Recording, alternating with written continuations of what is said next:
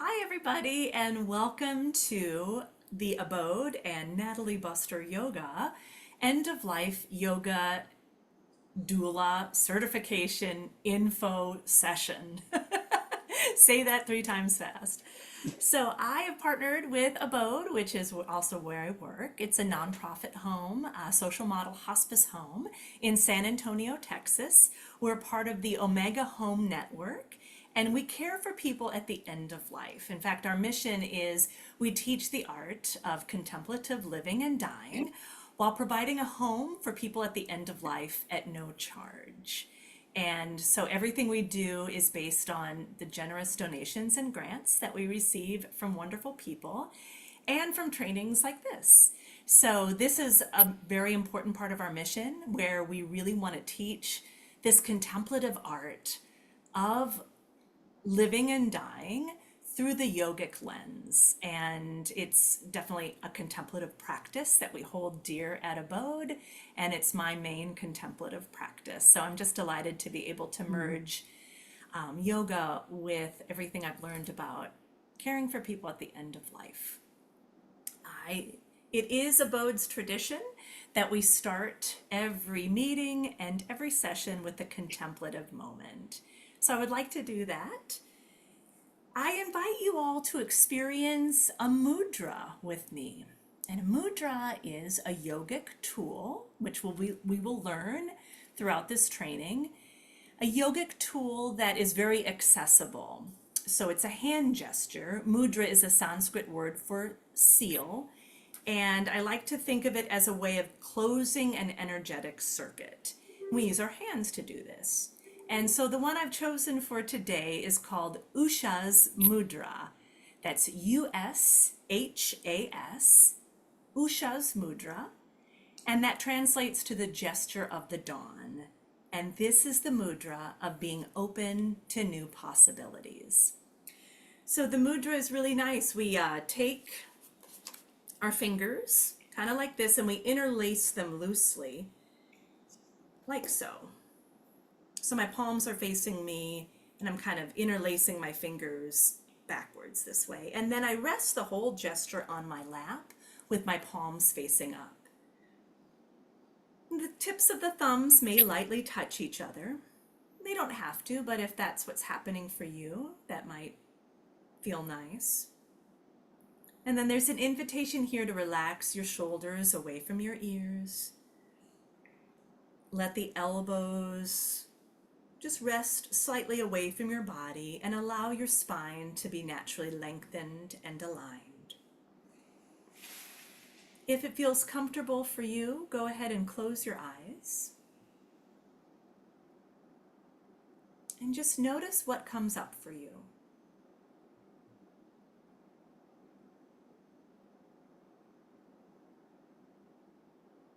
There's an invitation to contemplate the dawn of new beginnings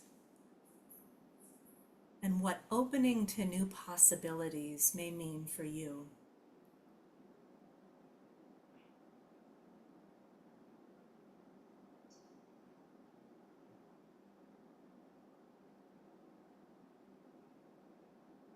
You may want to bring your attention to your breath. Noticing the rise and fall of your body with each breath.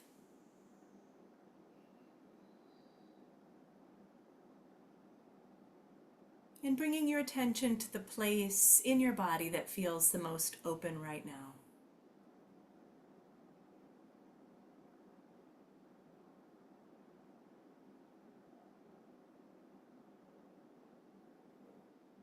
And there's an invitation here to set an intention for our session tonight.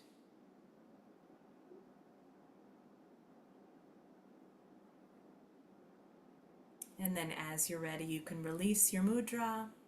You wiggle your fingers a little bit, tap your fingers to your thumb, rotate wrists, or just shake out your hands. Yay! So I prepared a little PowerPoint slideshow presentation for you all. And so I ask that if you have any questions, just hold on to them until the end, and then I'll open it up for questions and discussion and if there's anything that needs clarification.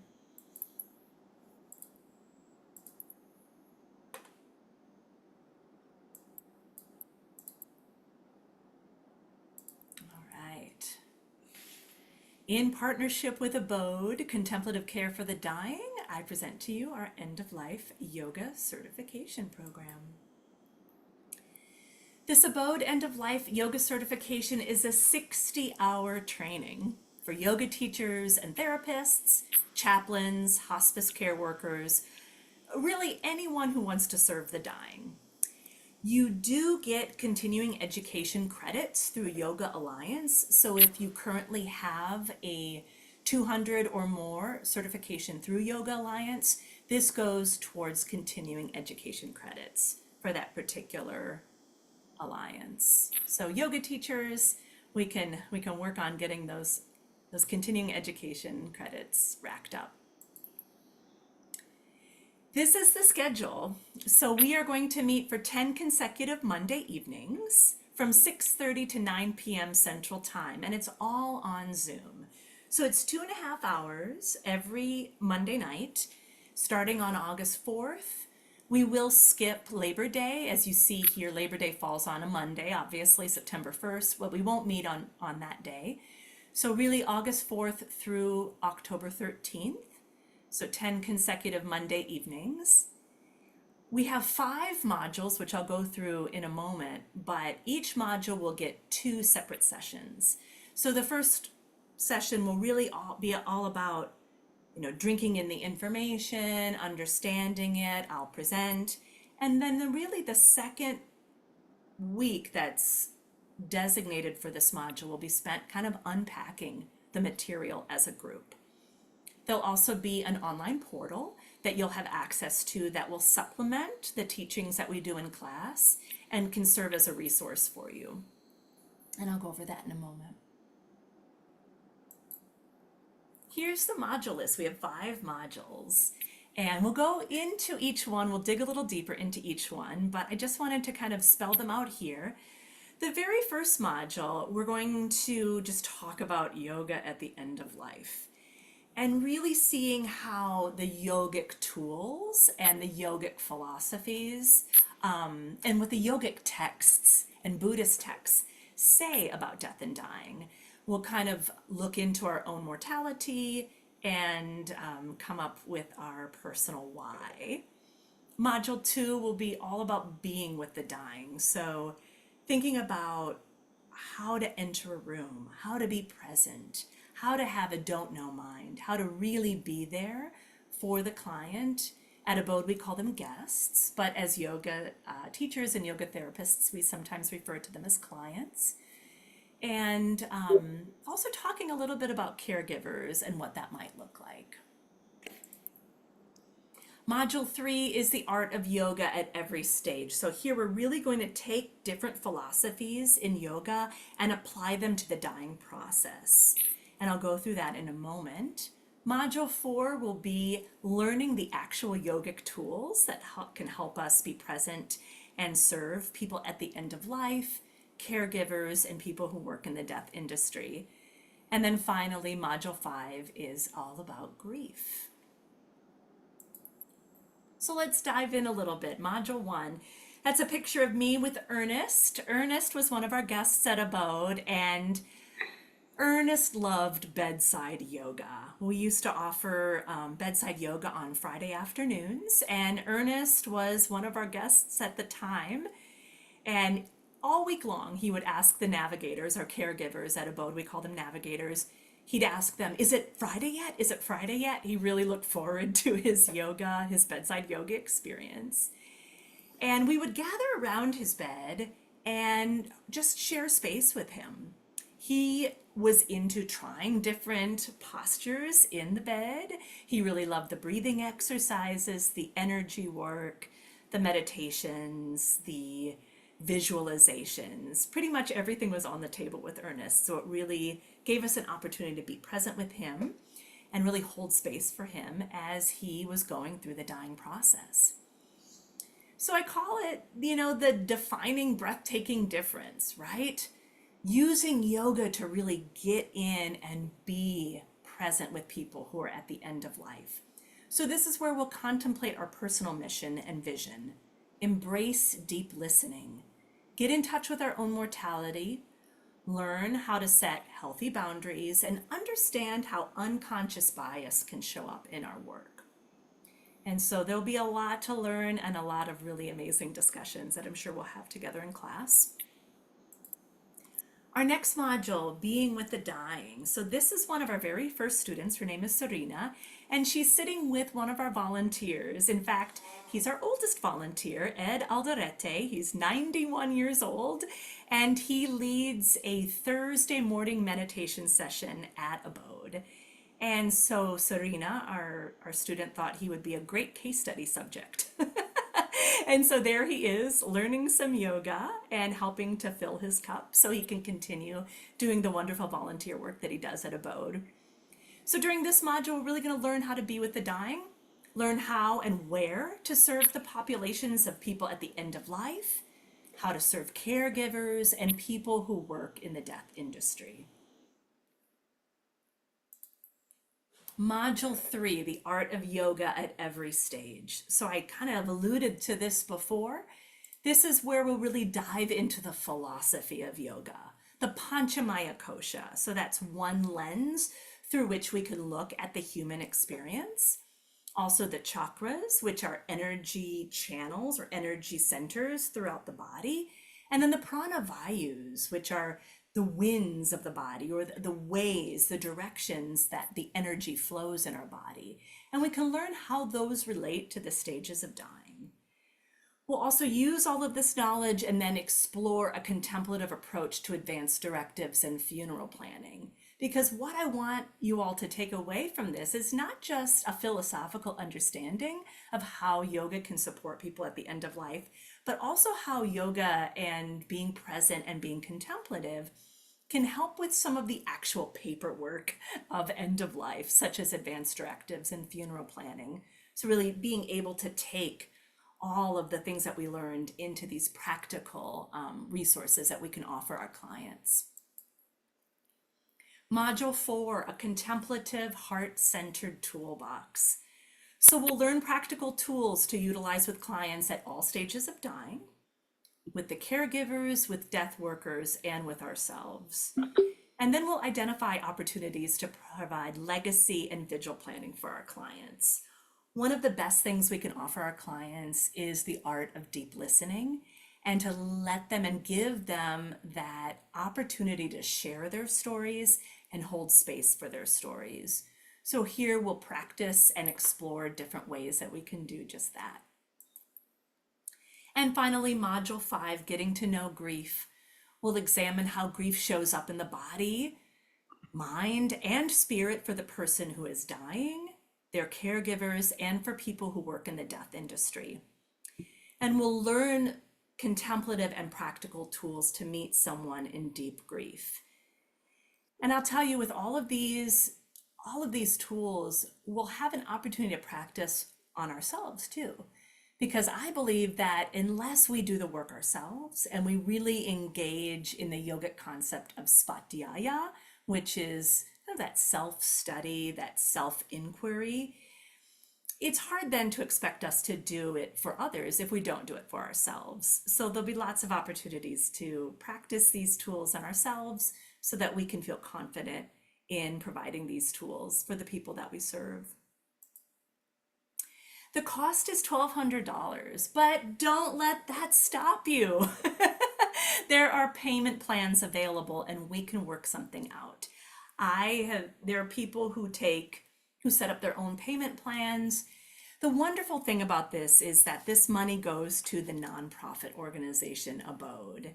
And so it's for a good cause. It also goes towards helping us care for people at the end of life. And then you're getting something out of it too. So it's a feel-good mission and payment plans are available. So if you're interested, but that cost is a little scary, talk to me, we'll work something out. So the next step here, if you are interested in this, I ask you all to fill out this application. And I put the QR code here so that you can just take a little picture, snap it with your phone, and it'll take you to a Google form, which is an application. And then basically how it works after that is once I receive the application, I will reach out to you for a phone interview. We'll chat a little bit about what you hope to get out of the course, what drew you to the course, and talk about any payment plans that you want to explore. And then we'll get started. It's a pretty exciting process. So I'll keep this up for a little bit. We do have a few books, which I didn't put on the slideshow, but once you fill out the application, I'll send you the book list. We have an affiliate shop through bookshop.org, and profits from those sales through that particular site go towards Abode as well. But of course, you can buy your books wherever you buy your books, or you can check them out at the library. I'm gonna grab some here. So a few that are on the list that I really love, yeah, right here, I have them all next to me, is first The Five Invitations by Frank Ostaseski. This is fantastic, and it really explores what he does. He just has really good practical advice on how to be with people who are dying, and he invites them to he invites you to explore these by what he calls invitations. So there's The Five Invitations. So a really great book there. I love this book by Pema Chodron, How We Live is How We Die. This was something we just explored in our book study group at Abode, and there's some wonderful meditations in here. There are some wonderful ways to view the dying process, which go really well with what we'll be learning in class. This book by Joan Halifax is one of my favorites, Being with Dying. It is a fantastic book, lots of great meditations, lots of great ways to look at caregivers, looking at just all sorts of different things that come up when you are talking about end of life. And then finally, I don't have this close by, but Antonio Saus's book, Yoga for Grief Relief.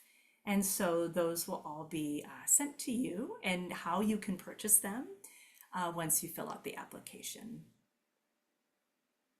And I will pause here and open it up for questions. We kind of went quickly through that, but the information is all there, and I just want to see if anyone has any questions about anything we talked about so far.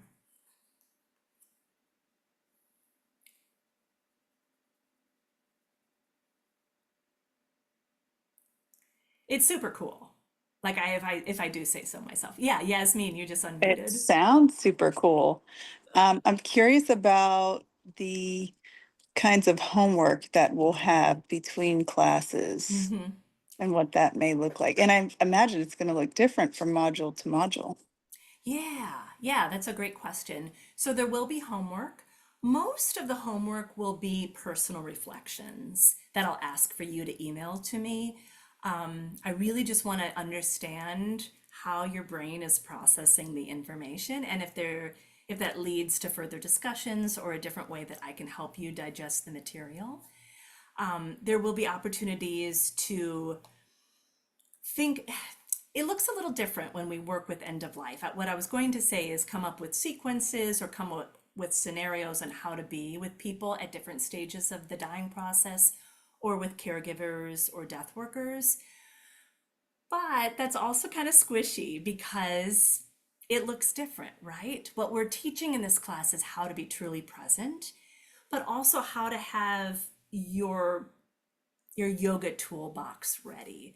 So it'll encourage you to think about the different yogic techniques that you use and how you may apply them to people at different stages, caregivers, different populations. I'll also encourage you to think about how you can bring this to your community. So this can be a practical certification for you as well. I imagine that if you're here in this info session, or if you're interested in this course, you actually want to do this work. You want to learn how to use yogic tools to be with the people who are dying and the people who surround them. So there'll be opportunities to practice that and to think of scenarios where you might be able to present this work. Yeah. There's some readings. Um, there's an online module, which I'll just show you really quickly.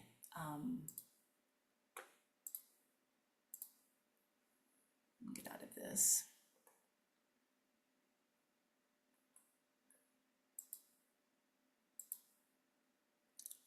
One moment, please.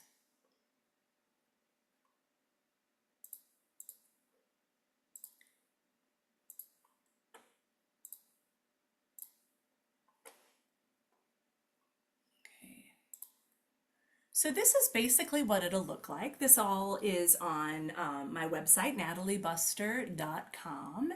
And once you sign up for the course, you'll get the key or the passcode to the members only section.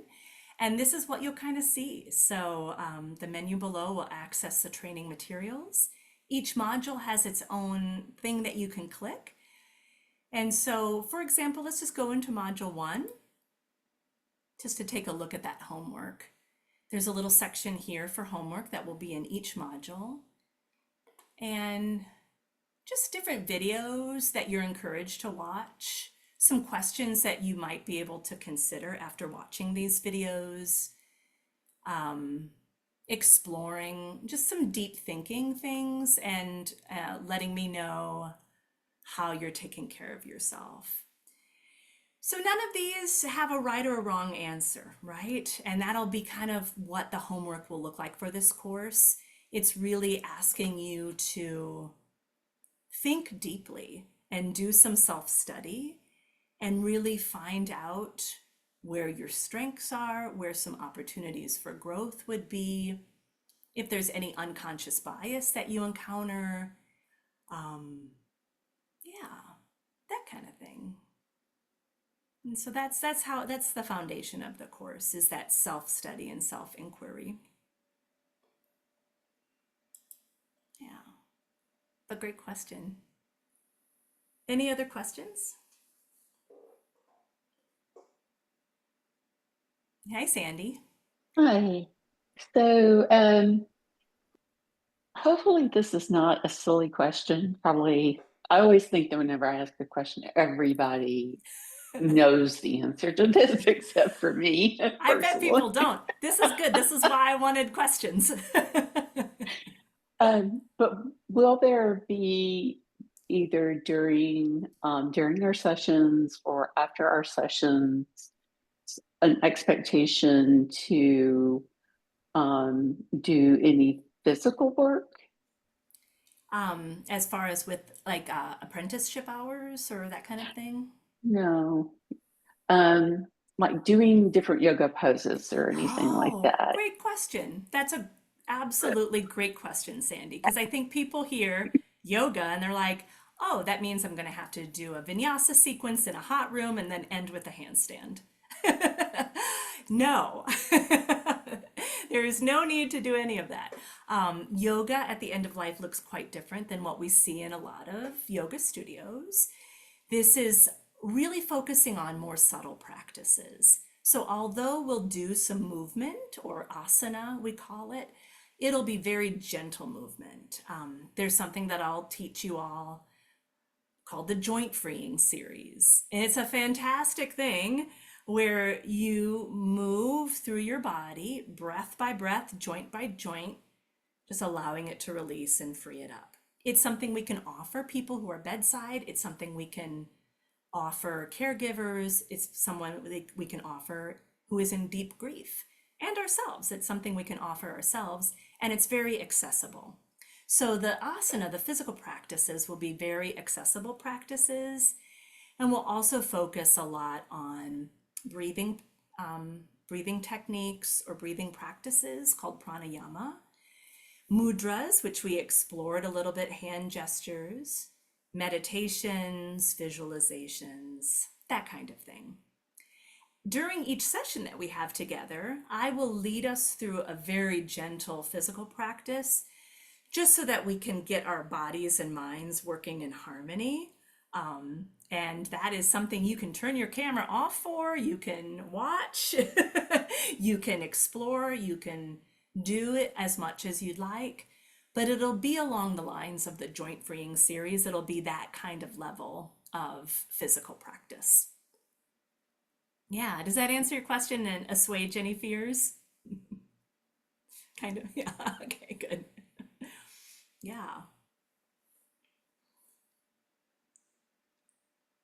These are great questions. Yeah, so what's exciting to me is to introduce this concept to people who either really like yoga and they're coming to it from that perspective, or they are really wanting to work with people at the end of life and they see this as another contemplative entry point to that work.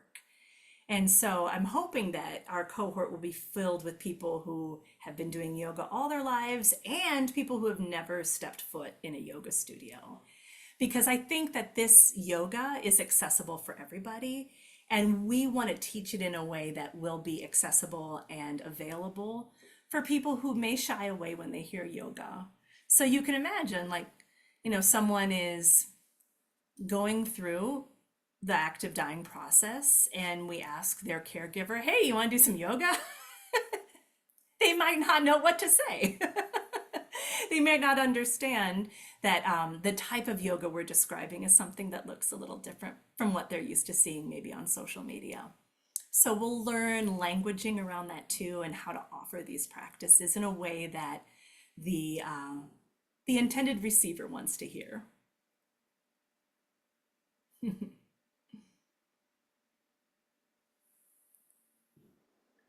I was thinking about how, this particular kind of practice, contemplative practice, parallels many others too, in the sense of offering presence and attention to the person who's dying, for example.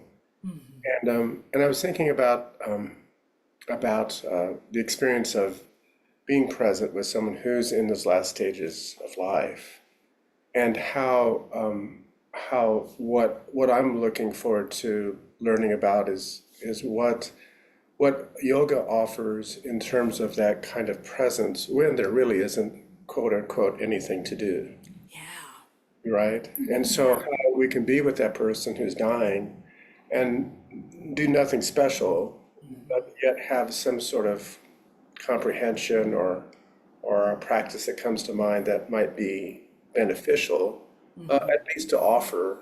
And maybe that's nothing more than, or it's everything, actually, everything, just being with that person and breathing in and breathing out. Yeah. That's a great point, Edwin. Thank you for making that. One thing that came to mind right away when you said that is the reason why we have asana or physical practice as part of the 8 limbs of yoga. In yoga philosophy, there are 8 limbs of yoga, and physical practice is number 3. It's not even the first one. And in a lot of teachings, it's described as getting the body ready physically to be able to sit. And so to me, that means we can prepare the body, we can prepare the mind in such a way through these yogic practices, physical practices, breath practices, concentration, meditation, so that we can truly be present. And while it might feel like we're doing a lot of things in our minds when we're starting this process, through practice and repetition, I believe we can get to that point where we truly can be present for people. And so it's a practice to get to that point. And there's lots of tools that can help us achieve that goal.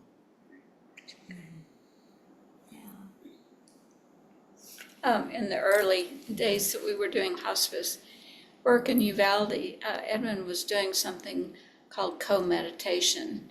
And it was really beneficial for people who were in pain. And I would think that this would be like that, be to do with the guest, and especially if they were in pain. perhaps to calm them, to help them breathe, and with them, kind of like during birth. Yeah. Yeah. It's a labor as well, you know? And this we a lot of times think of the end of life or the active dying process as labor. And to your point, Patsy, the co-regulation that can happen by presenting these practices or practicing them ourselves can be really beneficial for the person that we're serving, the guest or the client at the end of life. While we're not trying to fix the pain, we can't take away the pain, we can be present for the pain. And I think through these practices, we can walk the path with them. And I really find there's a technique that will really explore. A lot of you probably know this, but Yoga Nidra is one of my favorite techniques, where it's a form of guided meditation, but it's so much more. And it actually it actually takes you on a journey, a psychic journey that allows you to reach a hypnagogic stage and where your brain is a lot more receptive to positive feedback. So that's where we can start to plant seeds, which we can call sankalpa or intention, resolve, to help people process their pain or be present with their pain. And so it's a very cool tool that I like to use with people at the end of life. But it's also good for everybody. It's not just for that population. But to your point, it allows us to help regulate our nervous systems, help people relax, calm down. If they're in a highly aroused state or agitated state, then this is an opportunity that we can help them regulate by being there with them doing this practice. Yeah, Good. good stuff. Well, this is super exciting. I'm going to put the QR code up once again. And what next steps would look like is to fill out the application so I know who's interested and who I could reach out to about next steps. We talked a little bit about the tuition, and please, like I said, please don't let that stop you. If there's an opportunity for us to find a way to do payment plans or anything like that, we'll make it happen. Can you all see the QR code? You able to Yes, capture it? yes. Great. One thing that I didn't mention before, but Yasmin, thank you for asking about homework, is that there is an end of term project that I'll ask you all to complete, and that is a case study. And the case studies for the end of life yoga certification are a little different than what we do for our doula training. It's along the same lines where I want you to find a client or a composite client or even imagine a client. And that could be someone at the end of life, it could be a caregiver, or it could be someone who works in the death industry. And write up a case study. Tell me about them. Tell me why they might be seeking yoga or why you feel that yoga might help them where they are. Talk about the different types of yogic tools that you explore with them. And then tell me what you learned from the experience. So there will be actual instructions when you start the course. But the intention is not to make something big and scary. I really want this also to be incredibly accessible and something that you can really learn from and show me and the other people in the course what you've learned and share what worked for you, where are some opportunities for improvement, and reflect on the experience. So that will be presented on the last day of our class together.